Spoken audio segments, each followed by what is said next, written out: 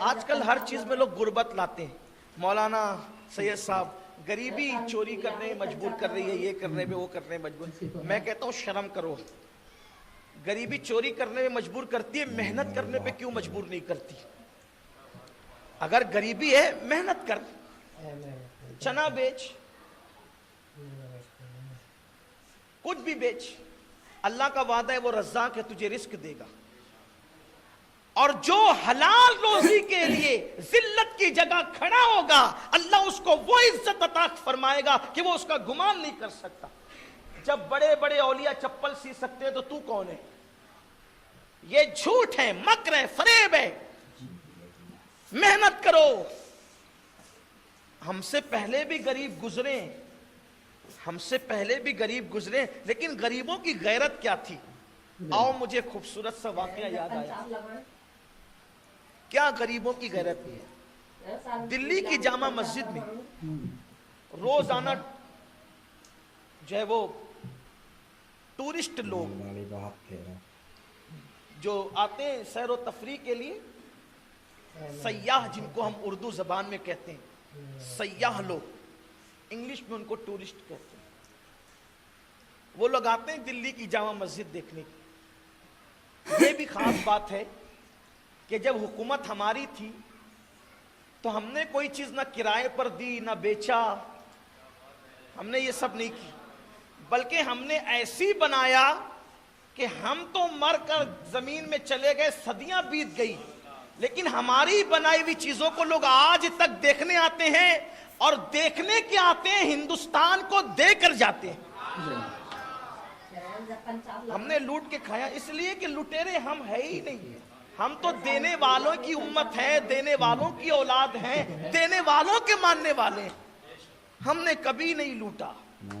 اور بنایا تو ایسے نہیں بنایا کہ بنایا 4 روپے کی اور چندہ کیا 50 روپے کا, ایسے نہیں بنایا. تو اپنے مال سے بنایا, اور ایسی بنایا کہ آج تک لوگ دیکھتے ہیں اور دیکھ کر دانتوں تلے انگلیاں دباتے ہیں کہ فنکاری کا یہ عالم ہے. آج بھی, حالانکہ آج ٹیکنالوجی بہت عروج پر ہے, لیکن تاج محل کو دیکھو, جس دور میں بنا تھا اتنا عروج پر, ٹیکنالوجی کے اس دور میں بھی لوگ تاج محل جیسا بنا نہیں سکتے. جو ہم نے ہاتھوں سے بنایا مشینیں بھی ویسا نہیں بنا سکتی. ہند کو ناز ہے جس پر وہ نشانی ہم ہے. تاج اور لال قلعہ کے اس دیش میں بانی ہم ہے. جس طرح دلہن کو بندیا سے سجایا جاتا ہے, اس زمین ہندوستان کو ہم نے لال قلعہ کے گویا کے سندور بھر کر ہندوستان کی مانگ میں اس کو سجایا اور تاج کی بندیا لگائی. اگر یہاں کی تہذیب میں سندور ہے تو ہم نے لال قلعہ کا سندور بھرا اس ملک کی مانگ میں. اور دلہن بنانے کی رسم میں اگر بندیا ہے تو تاج کی بندیا لگائی ہے ہم نے, اور اس کو تاج کی بندیا لگا کے سونے کی چڑیا بنائی ہے ہم نے. کیوں نہ ہوتا؟ اس لیے کہ دینے والوں کا مزاج ہی اور ہے. بہرحال میں اور کچھ نہیں کہنا چاہتا کیونکہ میرا عنوان ہی وہ نہیں ہے. تو دلی کی جامع مسجد دیکھنے کے لیے, لال قلعہ دیکھنے کے لیے, تاج آگرہ میں دیکھنے کے لیے لوگ ابھی بھی آتے, بلبلیہ دیکھنے کے لیے بھی ابھی بھی آتے. ایک انگریز دلی کی جامع مسجد دیکھنے کے لیے آیا تو دیکھا کہ ایک بندہ جس کے پیر بھی کٹے ہوئے, ہاتھ بھی کٹے ہوئے, وہ بھیک مانگ رہا ہے مسجد کے دروازے پہ بیٹھ کر.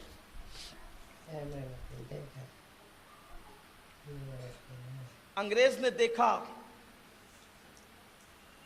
تو اپنا پاکٹ نکالا, اور پاکٹ نکال کر کے اس ہاتھ کٹے ہوئے بھکاری کو, وہ مسلمان تھا, اس کو بھیک دیا. اور جب بھیک دیا تو بھیک دے کر کے چلا گیا. وہ اپنا پاکٹ جیب میں رکھنے کی بجائے وہ جیب میں رکھا اس نے, لیکن ہاتھ کی حرکت کچھ علیحدہ سی ہو گئی اور اندازہ اس کا ناکام ہو گیا, فیل ہو گیا. تو جیب میں پاکٹ جانے کی بجائے وہ زمین پہ گر گیا. وہ چلا گیا. اس فقیر کی نظر, جو بھکاری تھا, اس کی نظر اس پاکٹ پر پڑی تو اس نے آواز دی, لیکن اس کی آواز نہیں جا سکتی تھی, وہ چلا گیا تھا دور. پیر بھی اس کے کٹے ہوئے تھے, ہاتھ بھی کٹے ہوئے تھے. پھر اس نے بڑھ کر کے, چونکہ قریب میں وہ پاکٹ پڑا تھا, اٹھا کر کے رکھ لیا, اور روزانہ وہ پاکٹ لے کر آتا اور لوگوں کو دیکھتا کہ وہی تو نہیں, وہی تو نہیں. برسوں کے بعد پھر وہی انگریز آیا تو اس نے پہچان لیا اس فقیر نے. آپ کو اس پہ حیرت نہیں ہونا چاہیے, اس لیے کہ میں نے ممبئی میں دیکھا ہے کہ جو عورتیں اور جو مرد مسجد کے دروازے پر چپل سنبھالنے کے لیے بیٹھتے ہیں, اللہ نے ان کو اتنا دماغ دیا ہے کہ چپل آپ ان کے پاس اتار دیں. آپ جا کے اسماعیل ابھی مسجد ہے, عاشق شاہ بخاری مسجد ہے, وہاں تجربہ کر لیں. آپ اتار دیں, وہ آپ کا چہرہ دیکھتے ہیں. جب آپ مسجد سے باہر نکلیں گے تو جو آپ نے چپل اتاری تھی, صرف چہرہ دیکھ کر وہ چپل آپ کے پاس رکھیں گے. ابھی بھی آپ جا کر دیکھ لیں, خدا جانے کیسا ان کا دماغ ہے. اتنے نمازی آتے ہیں اور ان کا حال یہ. اکثر ایسا ہوا کہ میں جمعہ میں گیا, آخری میں نکلا تو وہ چلی گئی چپل والی جو سنبھالتی تھی, لیکن میری چپل کو اس نے وہاں رکھا کہ یہ اس کی چپل. یہ ہوتا ہے, آپ جا کے تجربہ کریں گے. اس لیے کہ کوئی ضروری نہیں ہوتا ہے کہ اللہ جس کو دولت دے اس کو دماغ بھی دے, اور جس کو غربت دے اس سے دماغ بھی چھین لے. ایسا نہیں ہوتا. قدرت کی عطائیں, قدرت کی عطائیں.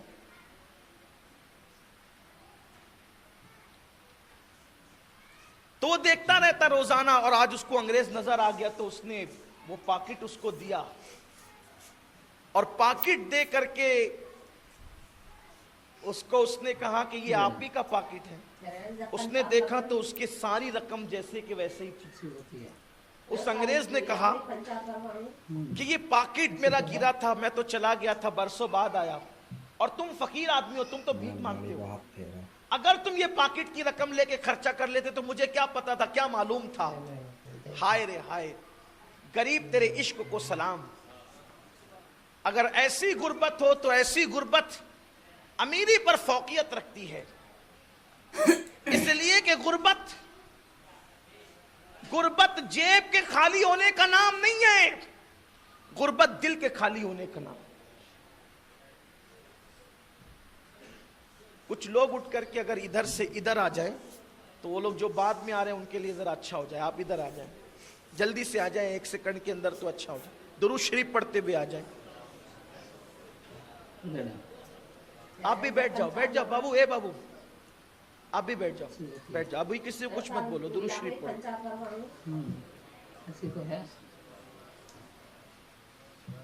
اللہ رب محمد صلی اللہ علیہ وسلم, نحن عباد محمد صلی اللہ علیہ وسلم. انگریز نے کہا یار تم فقیر ہو, بھیک مانگتے ہو, لوگ ایک ایک سکہ ڈال کر کے جاتے, تمہیں اتنی نوٹ مل گئی تھی, وہ بھی انگلستان کی نوٹیں مل گئی تھی. اگر تم اس کو خرچہ کر ڈالتے تو کون پوچھنے آتا. وہ فقیر تھا لیکن دل کا امیر تھا. وہ فقیر تھا مگر دل کا امیر تھا.